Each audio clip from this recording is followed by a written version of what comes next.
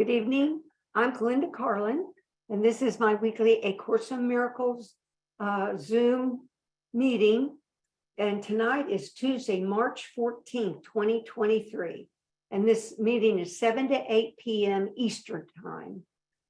And for anyone that would like to be on my email list, just look on Facebook and you can private message me and I will share my email address where you can email me to get included on my list, where usually the Monday before the Tuesday, I send out an email to, covering parts of A Course in Miracles and other Dzogchen Buddhism things I may be talking about. So if anybody wants to read about it or think about it, they can do that before this evening. Plus, I also record this. It's being recorded now, where I can post later on YouTube for those that can't come with us live or those that want to look at it another time.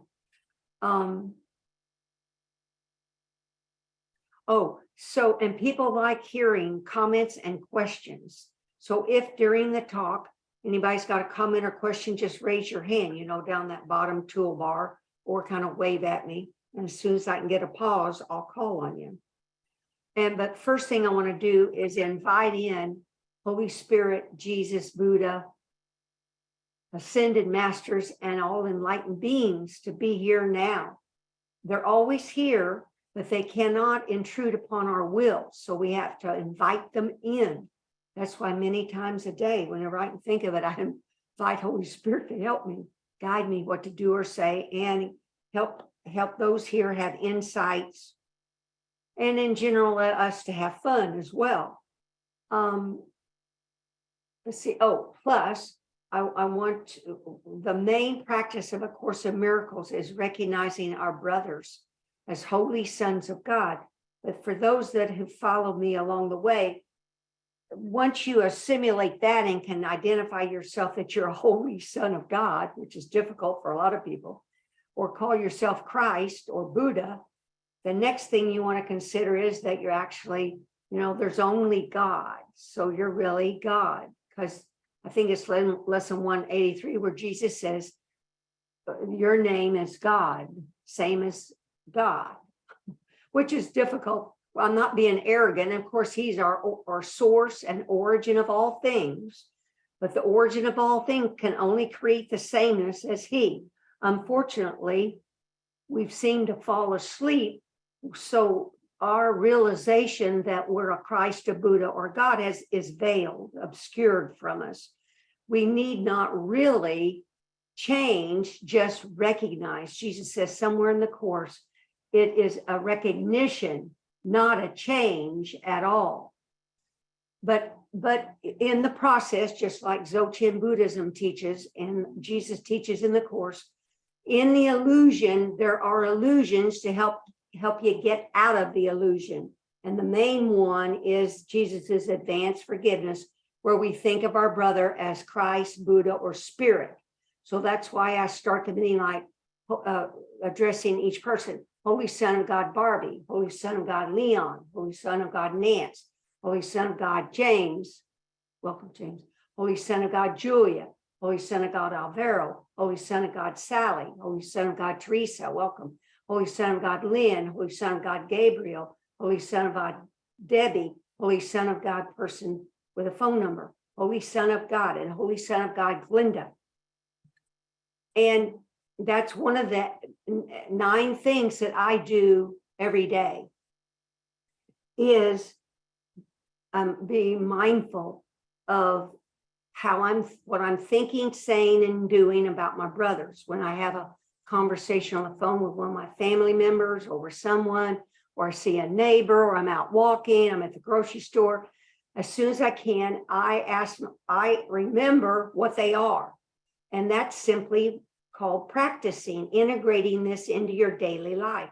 And the main thing that I teach, plus this Lama Surya Das that I've taken as my guru to help me awaken from this dream, that's the main thing he talks about too, is integration of these principles and truths into your daily life. And in my email here, well, the topic of tonight's conversation is going beyond cherishing a self concept, that's the small s, the ego self concept, to cherishing others. That's the topic of the conversation.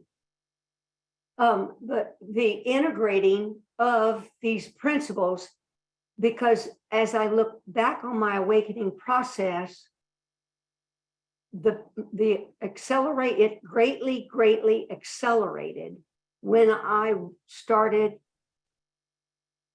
doing more than doing the course just for me to awaken from the dream, because that was really my thinking. I was so preoccupied with me awakening, and I was so preoccupied that I was not a body, that the body was a symbol of ego, that I had nothing to do with the body. I fed it, cleaned it, and all those things. But then as I paralleled and transitioned with this Dzogchen Buddhism, what I realized is our body is an image in the mind. And as our mind awakens and becomes enlightened and or illumined, then the body becomes illumined. It's all in the mind, but it's reflected in the body. In the body, there are subtle energy channel that comes straight down, that follows the great ray that Jesus talks about in the course. It comes in from the top of our head down. But there's a subtle energy channel that's got to open, and all these chakras, and your heart's got to open, because the heart in the ego world has stored all these resentments and failures and hates that we have are stored in this physical heart. Even though it's an illusion, that's truth. And then our mind awakens. So it's a combination of using the mind and our feelings and emotions to wake up from this dream. And ultimately, your heart mind will join. It will have union. I had no idea this would happen, but it does happen. Nothing separate. It's all one. But that's part of the union, that it's one, heart, mind, and then the illumination of your mind by the great ray, or it's called a cord of light in Hinduism. But anyway, the biggest deal was when I realized I was besides intellectualizing the course, I had mastered the words, what they really meant, but that's not the deal. Just saying these words is not going to do it.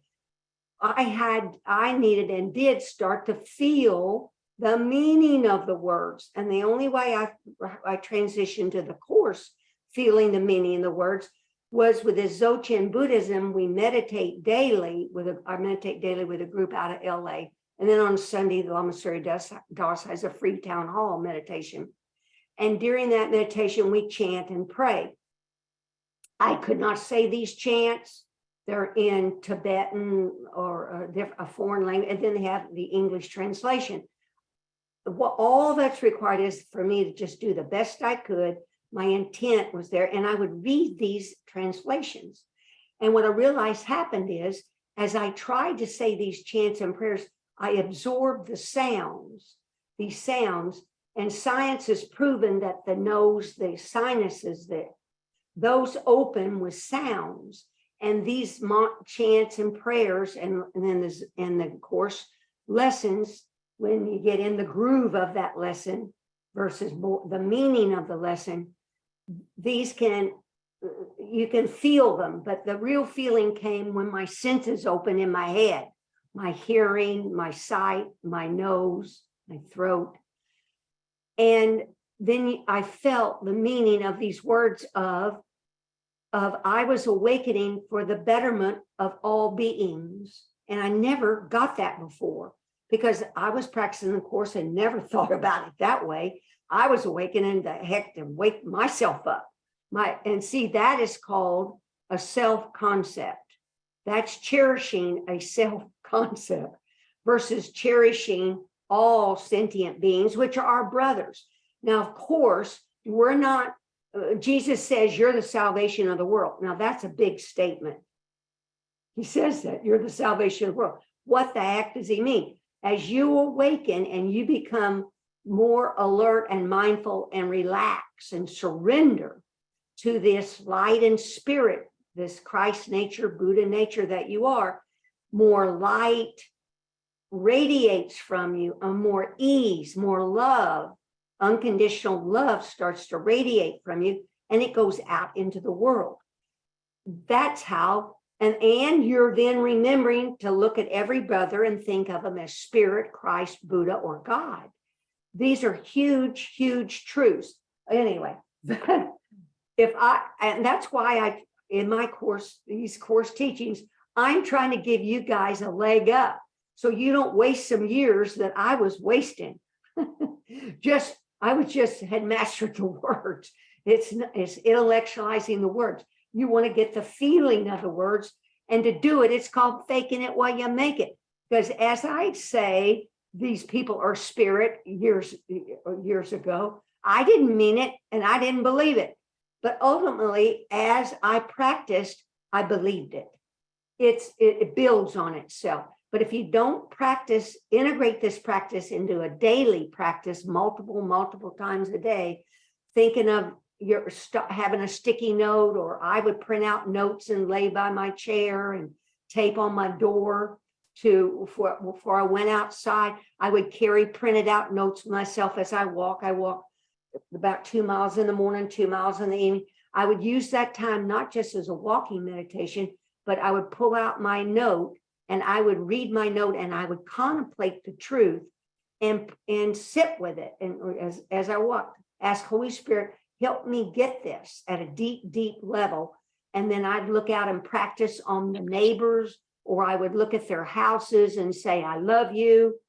And when I didn't know the people, that's because love is what we are. But anyway, this can accelerate your awakening years if you cherish and believe your awakening is not just for yourself, it's for all sentient beings. And we actually say, and I put in my email some of the chants and prayers that we do, and here are a few of them that say, sentient beings are numberless. We vow to liberate them. That would match what Jesus says, you're the salvation of the world. To liberate them. So what are you liberating them from? The concept that they're a self, that they're a body, a small s self, a separate self, separate from all these pictures on this screen, a separate self. That's what you're liberating them from. As you think of them as spirit or Christ, then they're not a body. In that instant, they're not a body. You don't recognize it, but your unconscious mind, everything you think, say, and do, goes straight into your unconscious mind, which you're not aware of, and it gets put in there. And whatever's put in there, that unconscious mind believes it about you. So when you're out there thinking about your brothers as spirit, your unconscious mind believes you are spirit. It's huge, because in one of Gary Renard's books, the Ascended Masters say that unconscious mind is as deep as an iceberg. That's miles deep. It's full of judgments of this lifetime, and if you believe in reincarnation, all the other lifetimes that it follows us. But anyway, the next one is, from now until reaching perfect Buddhahood, for the benefit of all sentient beings without exception, I shall practice the 6 perfections wholeheartedly day and night. Well, see, what Jesus is trying to get you to do, if you do the lessons, is to really perfect these 6 perfections, which are perfection of generosity, your generosity of spirit and your light and your love, and maybe sometimes it's money to help some group, I don't know, or some environmental group or whatever. Perfection of morality, your ethics, perfection of patience, perfection of energy, and this energy is an energy that you're making a courageous effort to realize enlightenment. Perfection of meditation, perfection of non-dual wisdom. And here's another phrase or sentences we say in Buddha, Dharma means the truth, like the Course is the truth, and supreme spiritual community, we go for refuge until fully enlightened. Refuge means rest. We go for rest, because one of the other concepts and truths is each individual's busy doing, not being. But that's why I recommend meditation each day, particularly with a group, because there's a synergy with a group. But then you're not doing. You're sitting, your body is sitting either on a cushion or in a chair, and you're aware of your mind. And that's two things you've got to master, your body and your mind. And meditation, what it did for me was, I thought before I found Dzogchen Buddhism, meditation meant to repress thoughts, to stop thoughts. Well, there is a meditation like that, but that's not the meditation that's going to awaken you the fastest, because ego never stops talking. That's just repression. And I don't repress egoic's voice. So in meditation, we do sky gazing, it's called, where you like envision the sky if your eyes are closed, but if your eyes are open and it's daylight, you're looking at the sky, and there's clouds in the sky, and you picture thoughts and feelings are coming and going like clouds in the sky. And that's what they do. If you let these thoughts and feelings come and go, they'll go like clouds in the sky. But we don't let thoughts and feelings go. We grab onto them. That's called attachment. I want it. I like it. I love it. Or I don't want it. You're pushing it away. I hate it. I don't like it. And that's called aversion. Attachment and aversion causes the misery and suffering of the world. Because in attachment and aversion, we think these things that are showing up are real. We believe in the existence of these things. And that's why what the Course is wanting us to undo and unlearn these thoughts, or they're called obscurations, or concepts, beliefs, to undo them, to unveil this clear, natural, luminous Christ mind that you have, where you look at and you see only holiness everywhere. Regardless of what they're doing, you're seeing holiness everywhere. Now, we don't condone any of these egoic things, and you can practice forgiveness on people, but I explained that doesn't mean you have to invite them to Thanksgiving dinner. But you practice forgiveness on them. You still love them and have an unconditional love, but you can have your boundaries, and you don't have to invite them into your house, or you can separate from people. You can divorce people. I don't know what your calling is for your life relationships, but I do recommend that there's not be any abrupt changes when you're practicing these spiritual truths, because sometimes ego just wants chaos. So somewhere in the Course, Jesus says a change might be needed, but it's usually not needed, a change in your life. So you're being very careful that and it's difficult to hear the voice for God. So you're doing the best you can when you're meditating or asking Holy Spirit to help you, versus about what voice you're hearing.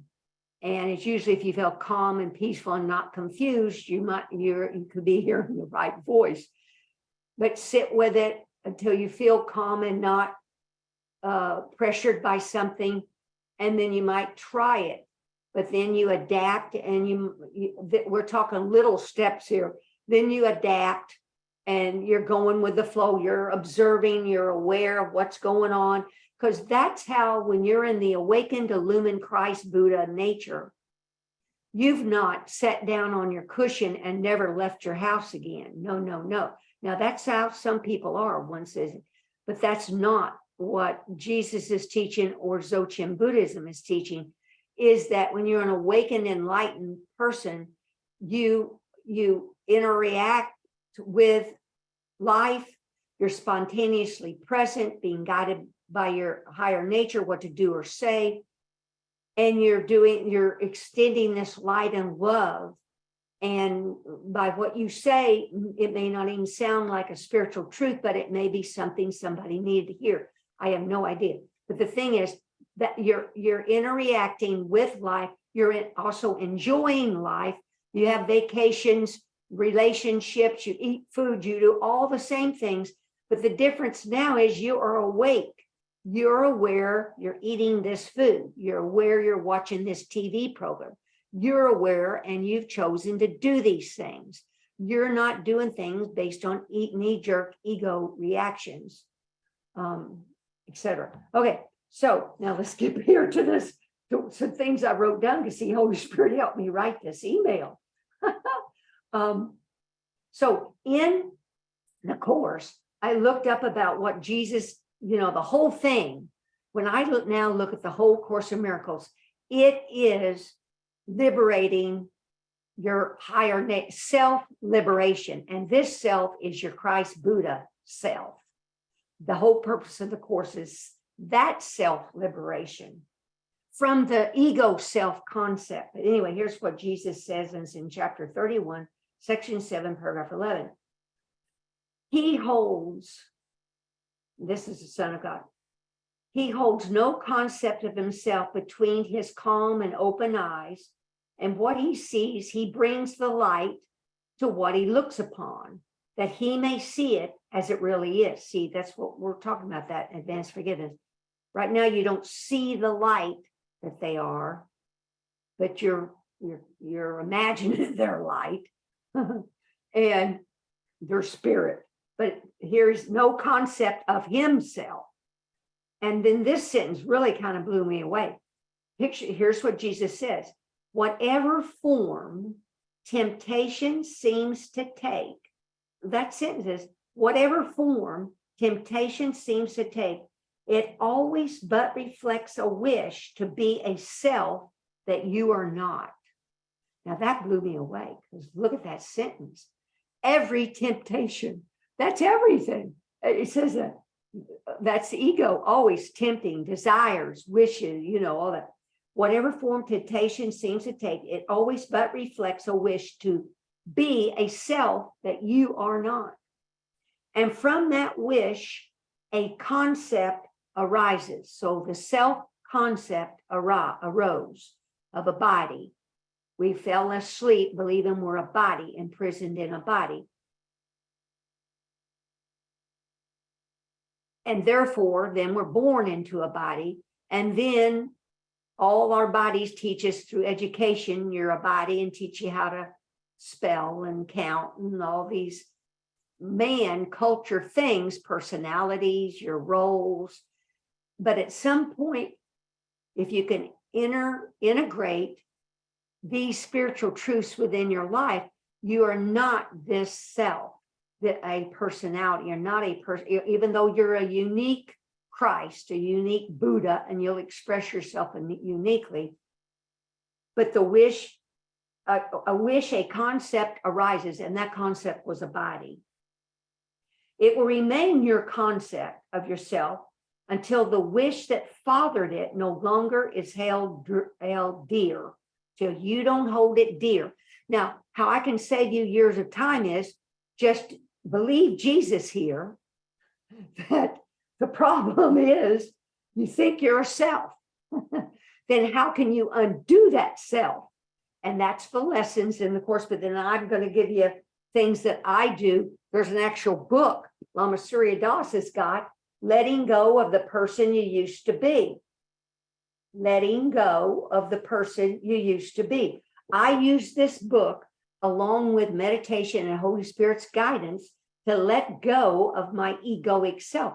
This is something that without the Course, we could not do this. Without books, without me, without a guide and a guru, there's no way I could have done it. I was a hard nut to crack, because I then had a physical person versus just Holy Spirit in my mind, a physical person that could say sentences to me. For example, in here somewhere in this email I talk about, it was Lama Surya Das that told me I was having an attachment to my family members. I didn't recognize that. Now, the attachment is, I think, because I would think I'm a body in those seconds of sleepness, they're a body. Now, here is a concept that, well, I don't know, this is what I've come to. In the Course, it talks about that your arc of light, which is imprisoned in this, like a big unconscious mind, it's a spark or arc of light that's imprisoned by all these judgment thoughts. Once you do your work of forgiveness, Holy Spirit can peel layers off this unconscious onion you can't get to. And then the spark or arc of light gets released, and then you can know the great ray. This is per Jesus. The great ray then downloads to the top of your head. It's a ray of light that extends to eternity, Jesus says, through the form, and you see it. When we meditate, you visualize it going into the ground because you want to stay grounded. But anyway, this great ray, the Hindus call it a cord of light. Now picture this. So I've now just recently, within the last week, due to me giving up attachments to my family members, I've recognized this cord of light, this great ray. It's actually a string, a cord. It's literal. My cord was getting entangled with my family member's cord, twisted. Picture that. Here's my body with a cord. My cord's going off, getting twisted with all these people's cords. I was attached, and this was tangled, and it causes confusion. It causes all these judgment thoughts and feelings, right? Now, of course, we still have feelings and we still love our family members, and we never put our body in harm's way. I'm just literally explaining to you that what will happen if you can give up your attachments and think about your loved ones, your wife, your partners, your husband, your children, your neighbors, your family, politicians on TV, just thinking of them as spirit, but on your immediate family members or your job you've got, co-workers and bosses, giving up thinking that they're a body. Oh, and practice one of these 8 things I have at the end where you're saying to them, I am responsible for my own karma. My happiness and suffering depends entirely on me. And then I say to the person silently, you are responsible for your own karma. Your happiness and suffering depends entirely upon you. Now, sometimes I'll say, doesn't depend entirely on you, because I could say something outrageous and just be real mean and hateful. And of course, that would cause a real disturbance in that family unit, right? So, but we won't go there. Let's just talk about that I'm responsible for my own actions. I'm responsible by my thoughts, my feelings. Those in the Course of Miracles, it's called cause and effect. There's always my thoughts, there's an effect. There's always an effect.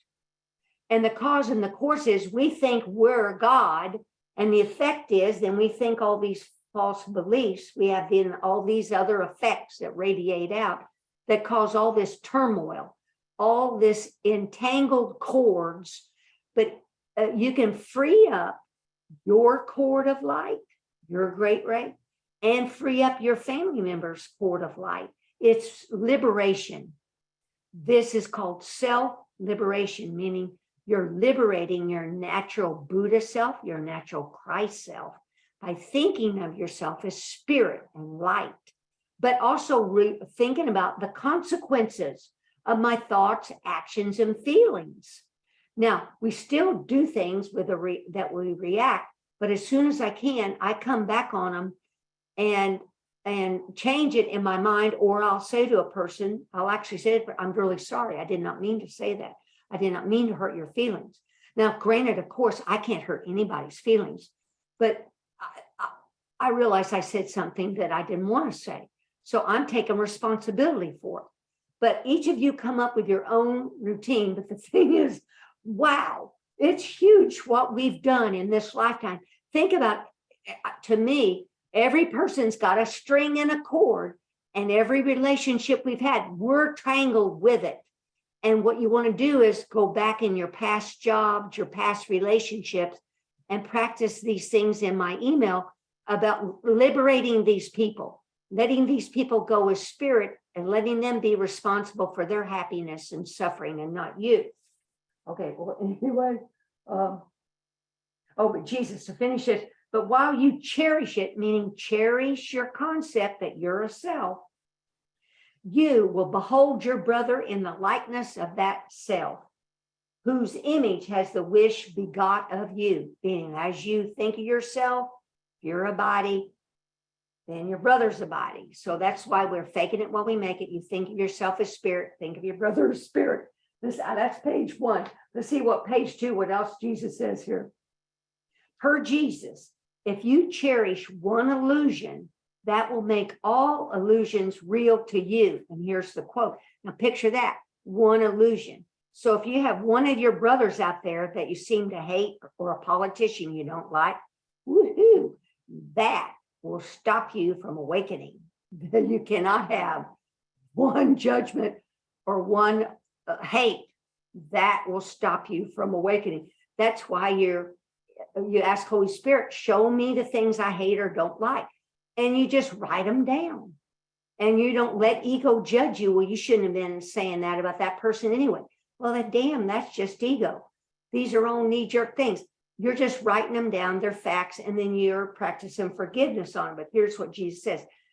Reason will tell you that the only way to escape from misery is to recognize it and go the other way. And he's got the other way in italics. But first you got to recognize.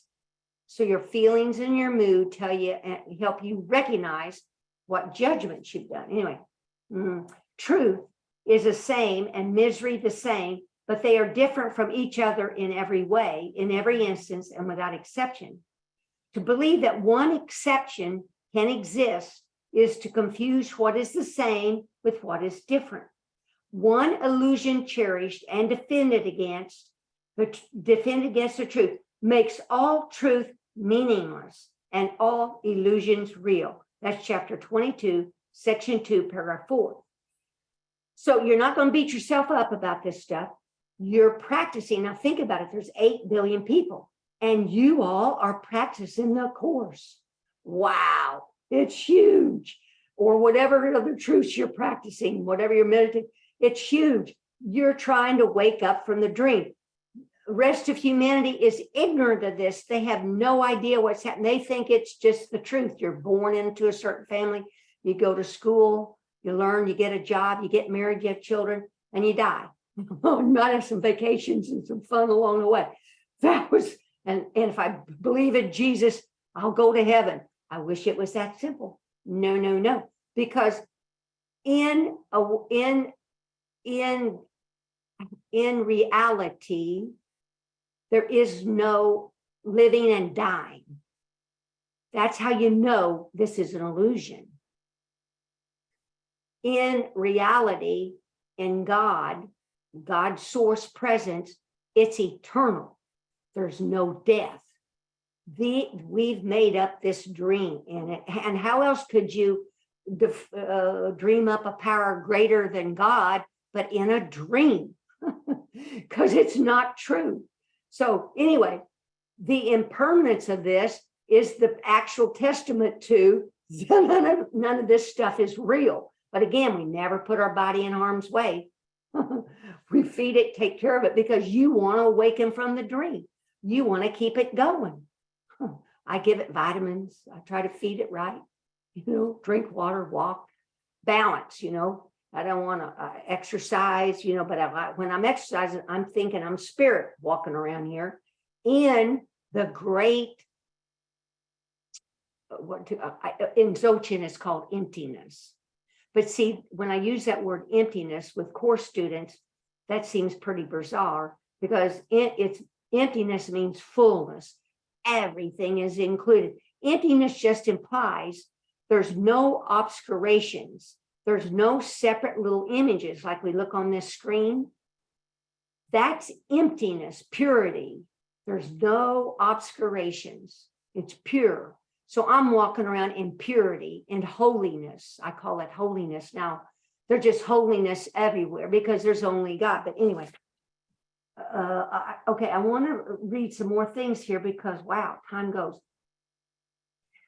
I tend to incorporate, well, I just go kind of like how I'm guided, but I was guided to listen to a talk the Dalai Lama did. And he was doing a talk that there's I'm trying to narrow things down for you and myself. There's 2 separate thoughts which keep us stuck. He doesn't use the word hell, but samsara is what the Buddhists say. And here's some direct quotes about what the Dalai Lama just spoke on March 8th, I think it was, and 9th. He talks about, quote, having a self-cherishing attitude. See, that's why I'm talking about this self-concept. But you cherish it. And see, we don't realize how much we cherish this, because we don't want it to die. We don't want to get hurt. We don't want it to feel bad, of course. But we can still wake up and have a pain and not, and take our vitamins, go to the doctor for our visit if you want to do that. I do that nice practice forgiveness in the waiting room. I'm doing it's called the middle way. I'm going straight down the road. I'm not off in the ditch, just spiritual truths only. I'm not off in the other ditch, denying that there's this dream and just sitting there doing nothing about it.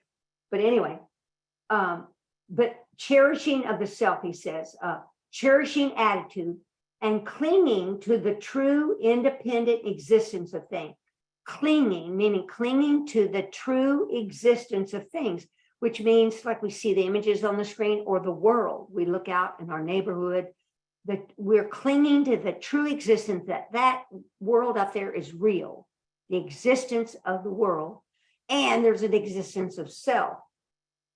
He says, pray, may I be able to make practice of exchanging myself with others to practice cherishing over small self. See, by you wanting to love your brothers, think of your brothers as spirit, you're cherishing your brothers. You're having empathy and compassion, and you can't wake them up, but your light can touch their heart, and Holy Spirit works with them. There's two issues. And he says the grasping at the true existence of things and beings, and self-cherishing of self-attitude, just what I wrote, what I said previously. Then I want to reaffirm this same truth. There's a book called Primordial Buddha,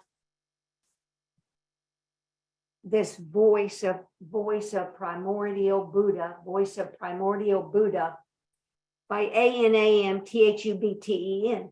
Page 158 and 159 is where that book is where this Buddhist enlightened person, as far as I understand it, is translating some very old Buddhist truths, Dzogchen and Buddhist truths. And here's what one of these truths is. Self-concept, meaning the small ego self, obscures the very nature of original purity and veils the primordial wisdom that knows the nature of reality. Same thing, but see, I like saying it a different way for you, because then maybe you'll get it a little better, because you're hearing it in a little different way, which has helped me. Self-concept. See, these are concepts. These are beliefs that we believe in. Obscures, meaning veils, the very nature of original purity. The original purity, their groundless ground, it's called, the beginningless beginning. Before the Son of God, he had the Garden of Eden. Everything was perfect, love and light, till he had the single one mad idea that caused the Garden of Eden to fall into this hell. A belief it was forms and not love and light, playing in a form, like, what's it called? Animated by light and love. See, the forms, really our forms are animated, meaning light and love is coming in through this great ray and this subtle energy channel, and it animates your form, and it moves and you move. And this wind or this light, it has a flow to it. Your breath and even your heartbeat follows that great ray movement, blah, blah, blah. Anyway, what I want to tell you is that's the original purity that we knew we were light and love, and we were playing with these forms, animating them like puppets from the source light. The source extended cords of light out to all these images that fed light and love to the little images, and they were playing in the Garden of Eden. Everybody was just playing. and they knew what they were. It's still that way, but now the cords of light are obstructed, blocked by our judgments, and that pure light can't come through to us. But anyway, comes through some, or we wouldn't be here, and veils the primordial wisdom that knows the nature of reality. Due to that veiling, the inner radiance of the primordial ground, or its enlightened dimension, is obscured. Because see, there's really here right now, there is a groundless ground. There is this primordial purity that's light. It's here everywhere. And when you awaken, it seems solid, but it's not. It's invisible, and it's purity. But you're filled with it, so it seems solid, and you're walking around with that viewpoint. And then, part of the process of waking up, and the next part I want to cover is called mindfulness. This is one of the things I practice, being mindful of what I'm saying, doing, and thinking. And where I read this is from this Letting Go of the Person You Used to Be by Lama Surya Das. Here's the quote. The cultivation of mindfulness is probably the most transformative practice any of us can ever undertake. Now, see, he would never say this, but he's an enlightened being. He's been through 2-3 year Buddhist retreats where they teach them. These Tibetans, they know what the heck they're doing, how to think the mind, how to help these people awaken. And he's saying the cultivation of mindfulness is probably the most transformative practice any of us can ever undertake. And I can agree with that. Besides advanced forgiveness, turning my day over to the Holy Spirit and meditating, because I forget, maybe 3 years ago when I first found Dzogchen and this Lama Surya Das, he quoted from Thich Nhat Hanh, another enlightened Buddhist person, and has written many books, but that he had the bell of mindfulness. And I've talked to you all about that, where it simply means you designate a sound or a taste or a sight or a hearing or one of your senses, that whenever you taste that or do a certain action, or like for me, it's a sound, that I go immediately to my mind and I ask myself, what am I thinking, saying, and doing? It makes me stop and be aware instead of knee-jerk ego all day long. Ego. I'm stopping to be mindful. What is my mind thinking, saying, and doing? But here's what he said. And so this came as a result through Lama Surya Das. He talked about Thich Nhat Hanh. He talks about all kinds of books, not just what he writes about, just trying to help people wake up.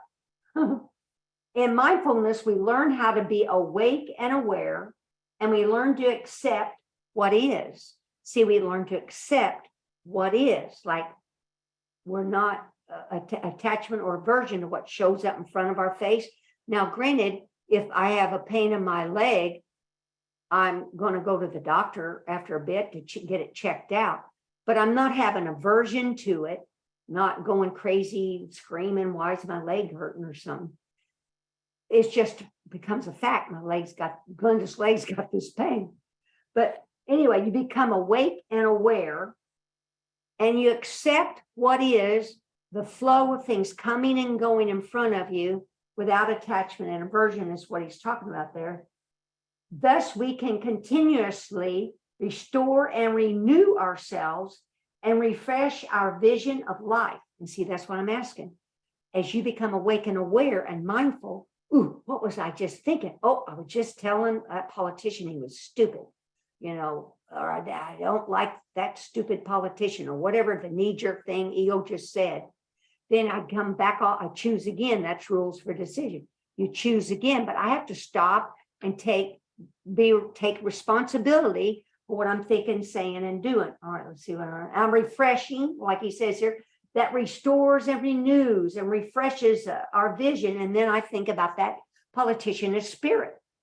It becomes a habit, but I got to practice all this to make it become a habit. Mindfulness is not something we do every now and then. It's an ongoing practice that deepens with time and spreads out to include every part of our lives. And that's what I was just describing to you. It's happened to me. Becomes every part of my life. It's not enough to pray every now and then, or when we really want something. We can make every breath into a prayer, a mantra, and a blessing if we are conscious of it. Now, you just do the best you can, but I know you can do better. You wouldn't be here, and I can do better. What am I thinking, saying, and doing? Similarly, it's hardly sufficient to meditate for half an hour each day unless you carry that same cultivation of attentive mindfulness into everyday activities. Buddhist teachings tell us that if we want to know reality, we need to pay attention to everything we do in detail and break it down into the smallest segment of each and every action. That's what I'm talking about. As often as you can, what am I thinking? Breaking it down, what am I thinking, saying, and doing, and choosing again to think of them as spirit. And this has an cumulative effect. I just, trust me if you want to, but check it out. It'll happen to you too. It builds on itself. I'm going to shorten this a little. It is through incandescent, focused awareness that we can become more wakeful and enlightened. Through awakened mindfulness, we are never lost or confused. See, through awaken, when you are mindful, what was it? Just thinking, saying, feeling, doing. You'll never be lost. You'll be coming back to your spirit. Mindful awareness gives us this is page 3, wisdom that will allow us to know the real from the unreal, the darkness from the light, virtue from voice, good from evil, skillful from unskillful, and wholesome from unwholesome. That's why it's sometimes called discriminating wisdom or higher discernment. Because see, that's what the Course is trying to teach you to do. This could have been a quote out of the Course, is Jesus is trying to teach you to learn true from false. And somewhere in the Course, he says, this is something you have yet to do that I learned to do, which is to sort true from false. And that's what Lama Surya is saying here with that says mindful awareness, just being aware, gives us the wisdom that will allow us to know the real from the unreal, the darkness from the light, virtue from voice, good from evil, skillful from unskillful, and wholesome from unwholesome. Now, the next quote is, this is a female enlightened person, Pema, P-E-M-A-C-H-O-D-R-O, in Buddhist monk, where she, I think I can read this. Here's what she's, and this is talking about back to our self-concept versus caring about others. I've known many people who have spent years exercising daily, getting massages, doing yoga, faithfully following one food or vitamin regimen after another, pursuing spiritual teachers and different styles of meditation, all in the name of taking care of themselves. Then something bad happens to them, and all those years don't seem to have added up to the inner strength and kindness for themselves that they need to relate with what's happening to them. And they don't add up to being able to help other people or the environment. When taking care of ourselves is all about me, it never gets at the unshakable tenderness and confidence that we'll need when everything falls apart. And I can relate to that. Before the Course, and then particularly before I put Dzogchen with it, meditation with this, it was all, I had a regimen, and it was taking care of myself. But, that's just how we're taught, right? You still can take care of yourself. I still do all these things, but the highest thing is I want to help liberate all beings by me becoming awakened and liberated. And as I'm doing it, I'm helping my brothers, how I think of them. You must realize how you think of them is how you think of yourself. But so it's really comes back to help you. This really does. Now, in the voice book, that primordial voice book, here's something that might help and describes me too, something that I had to awake from. There are two realms that are considered not fully enlightened. The realm of existence, where we think all this stuff's real, and the realm of peace. Now, see, that's a pretty far out deal. Two realms that are considered not fully enlightened. That's why in my talks, I'll say, beware of having premature immaculation, because you can have hundreds, if not thousands, of light experiences, but not be fully enlightened. And ego wants to stop you along the way. You just keep being open and open and open and relaxed and surrendered and practicing. Practice. I still practice. I still print things out. I read in the morning when I wake up or in the night in my bed. Because this is a deepening. And it's fully considered not fully enlightened. The realm of existence and the realm of peace. The first realm is not physical, but is a mental world of beings who are completely under the power of unawareness. Okay, so completely under the power of unawareness. We don't know what in the heck's going on. We're just asleep at the wheel. Lost in their inner poisons and stuck in the wheel of endless sorrow.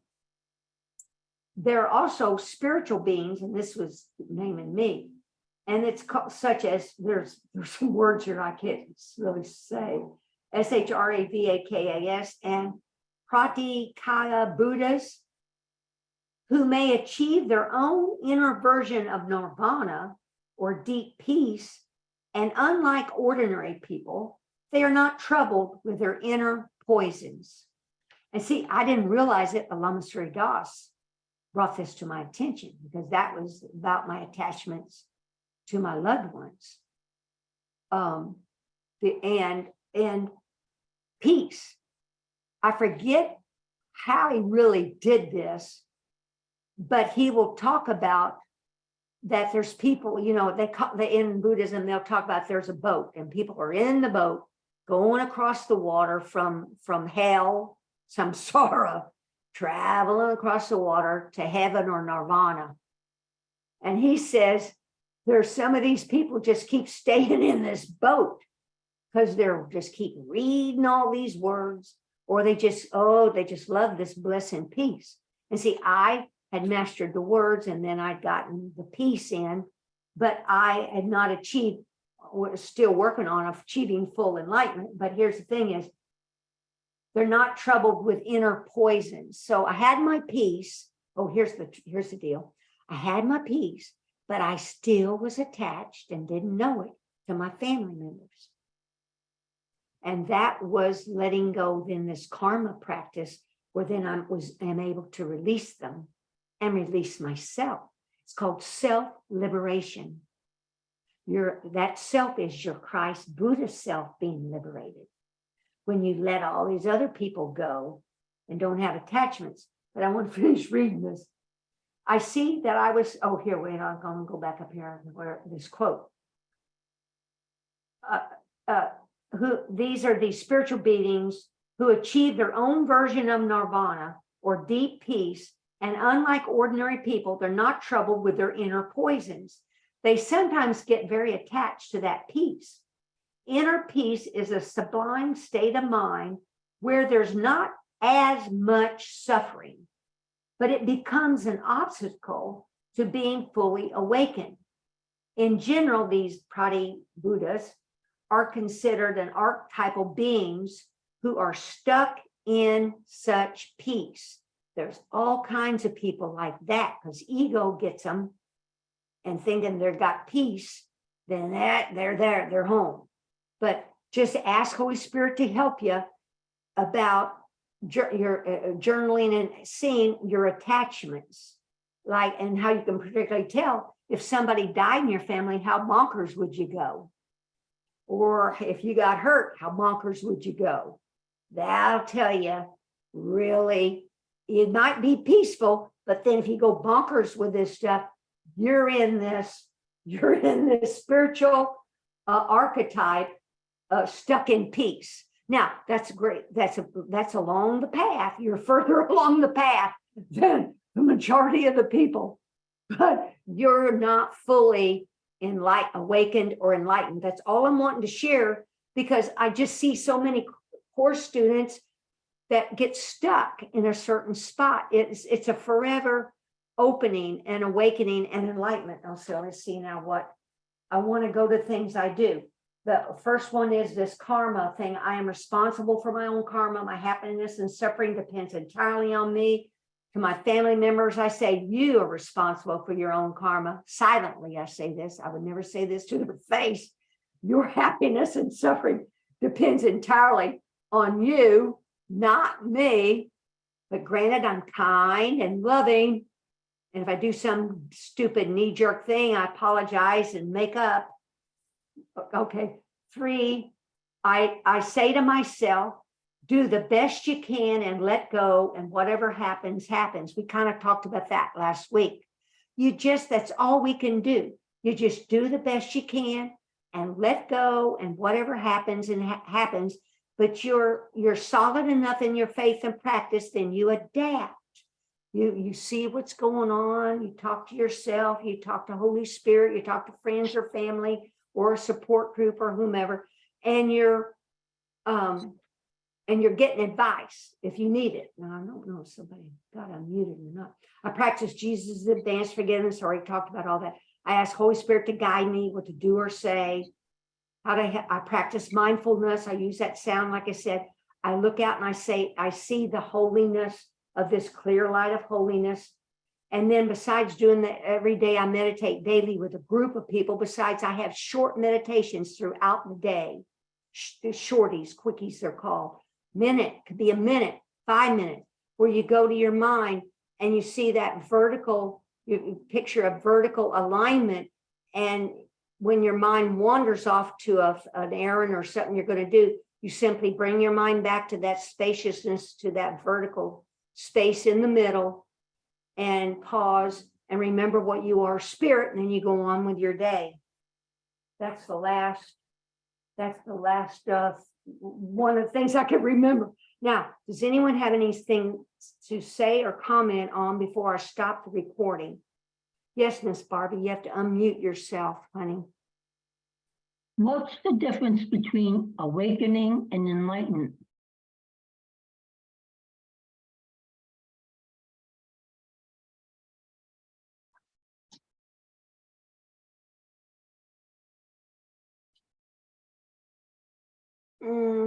Awakening for me is I'm alert.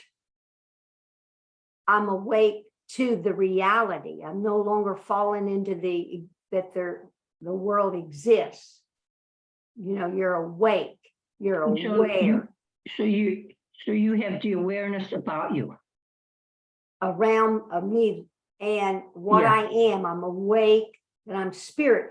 Enlightenment is when all these chakras, subtle energy channel, great ray or cord of light, and there's transpersonal chakras. There's a whole mass of light fields that are illumined, that open. And you're just pure light. It's like this self-concept has been stripped away. You've unzipped the meat suit, the body.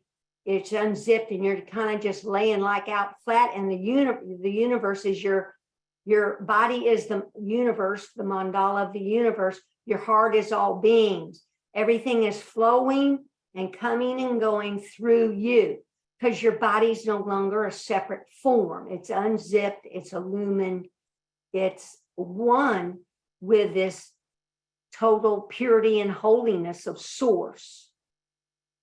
And all the beings are there with their cords of light. They're like little pseudopods. like the Matrix. If you ever saw that movie, The Matrix, Have to there see was that again, yeah. those bodies are laying in little tubs of water with a cord attached to their head with little electrodes. Yeah, That could be like ego pumping the ego talk into the mind, and you're having to awaken from, unblock that tube that's going to source. And it's okay. Go ahead. I hope I helped. yeah. And this has, I just want to tell you that I had an aha moment.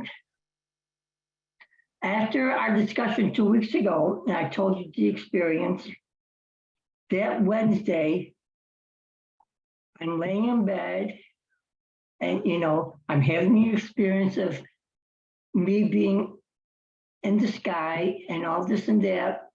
And all of a sudden it comes to mind that because I know the ego, because I said the ego always wants to improve it, make it better and better and better.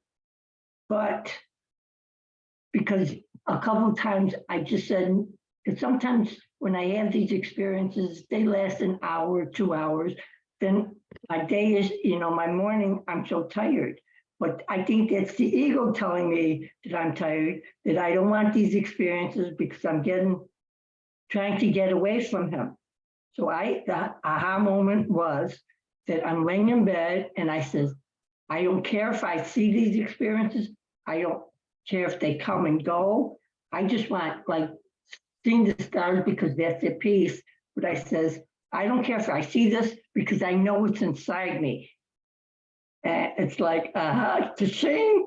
And the ego, he's playing games with me because he's making me anxious a lot. And I don't know how to get rid of my anxiousness.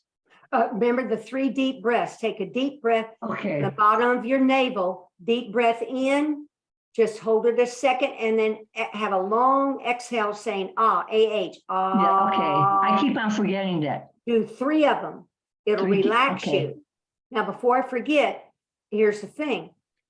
That's marvelous. It took me a long time before I realized to say, because when you start having these visions, different revelations and visions will occur in the awakening. You just keep practicing. Lama Surya Das tells a story, like in the 3-year retreat, there'd be like 22 of them or something, and they'd run up to their guru. Oh, guru, I experienced this, and they tell him the experience, and then guru could keep practicing. But here's the thing. To say to yourself, it doesn't matter to me what light experiences I have or what visions I have. I'm open, relaxed, and surrendered. Perfect. Remind yourself that when you lay down in bed. But what I have found, though, is these experiences can go on for an hour, for hours. As what's happening, your mind and heart and because the body's in the mind, the body's being healed. Because the body's in the mind. The mind's being healed. All the parts of the body are being healed. That's why you're tired. I have to be gentle. Be gentle with yourself. Lighten your routines. Change your routines. You don't have to do the same old things or same old time. Maybe you sleep in a little bit. You go with the flow of this if you can, because I find that you are tired because things are going on. The body's being healed and the mind. And it's all energy too, I thought. Well, it is energy, but it's healing the form. Okay. It's healing the form. It's going through every cell that it's never gone through since whenever. And then sometimes I sleep all night and there's blackness all the time. I don't have any dreams. It's just black. Is that anything? In reality, our home is a black color. Blackness contains all colors, I am told. Okay. And that is also this purity. And sometimes it's glossy black because this pure, clear light's laying there. It's with it. Yes, so no worries if it's black. No worries at all. Just lean back and relax. Just relax, while you're seeing this. It's beautiful. You will have visions. I've got some book. Did I show you the book? Somebody wrote a whole book on all those, on different visions you'll have in awakening. Did I show you guys that? You want me to go find that book right here? If Hold you on. want. I'll get the book. Hold on.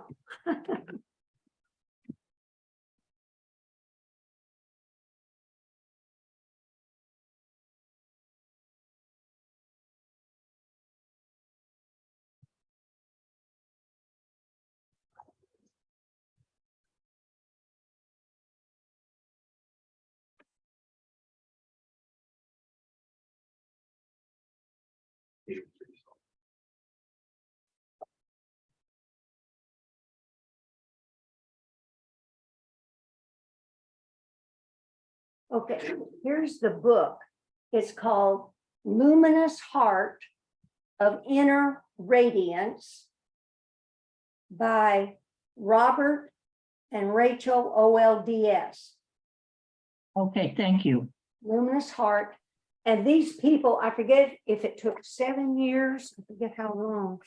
They were in Costa Rica. It's a husband and wife that were artists or designers by trade. Let's see.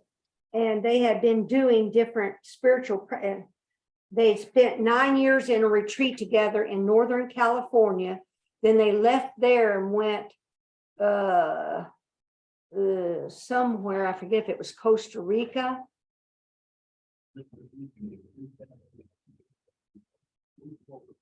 I forget for how many years. Then they went into, well, maybe that's, no, maybe it was in Northern California. They 5.5 years, they had no electricity, no running water. They had to go down a mountain, blah, blah, blah. These people were in the knit grit, and they documented all these visions with pictures. And then they drew them in this book. So Okay. there's all kinds of visions people have in the awakening process. The mind is opening up to more than just these little images that you see out in front of you. So all I have to do is say, I'm relaxed and I'm open to what I'm open. Yeah, you don't have any I don't have any expectations. Okay. I don't care what light or anything I see. I'm Okay. open, relaxed, and surrendered. That's what I say. I keep saying that to myself, open, open, open, and guide me, Holy Spirit, help me. Always turn it over, guide me, Holy Spirit. You write it in your own words, and you can text me and I'll help you with that. Because okay. Thanks, Barbie. I'm gonna go to Sally. You up? Going to Sally. Yeah, I've been doing a lot of practicing, doing meditation whenever I can with the Buddhist group, and trying to, picture the column of light. And during the meditations, I kind of like picture breathing in love, and then just like I'm like a glowing, and then I'm like putting it out all over everywhere, just like trying to connect with love. And I have my great grandkids. I have 2 twins. They're just little, beautiful little sweethearts. Oh, they're so cute. And I had them here, and I was just hugging them, and I was like, I just love them so much. I love them so much. And then it just came into my mind that, I have to love everybody this much, It's not just them. I have to send this out to everybody, people that I don't know, and everybody, So yeah, I feel like I got to that state where I was just realizing that, that was special love, and I had to extend it, Well, so that's huge. It was beautiful. Sally, that could shortcut things years. Because see, I never felt that love like that. I get not an overwhelming love. I've not felt that overwhelming. I kind of get in that state a lot, where it's just like I just love everybody, Wow, that's great.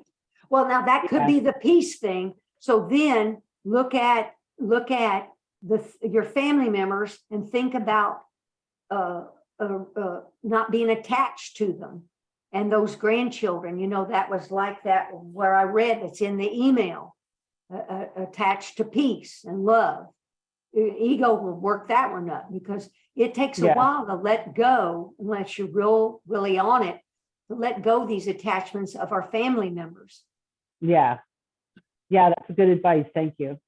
Mm. Well, way to go, though. It's great. I don't want to discount that. That is great. Thanks, Sally. Anything else? Anyone else got a thought or something you want to say before I shut down the recording? And I've got my bottom of my screen is active funny. I hope I don't lose you guys when I'm looking for this arrow. Oh, look, it worked. Okay, so before we go, I'm 2 images were down there. Before we go, pick people, everybody on the screen. We got time, and practice advanced forgiveness on them. You either say all of it, or you can just say spirit, your spirit to them, or Christ, or Buddha, or God.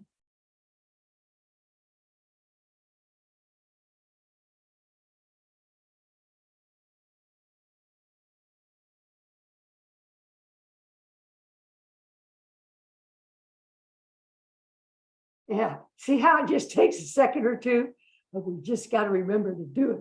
Okay, thank you, everybody, for coming out tonight. I love you. I love you guys. Thank you all. I'm going to shut down the recording.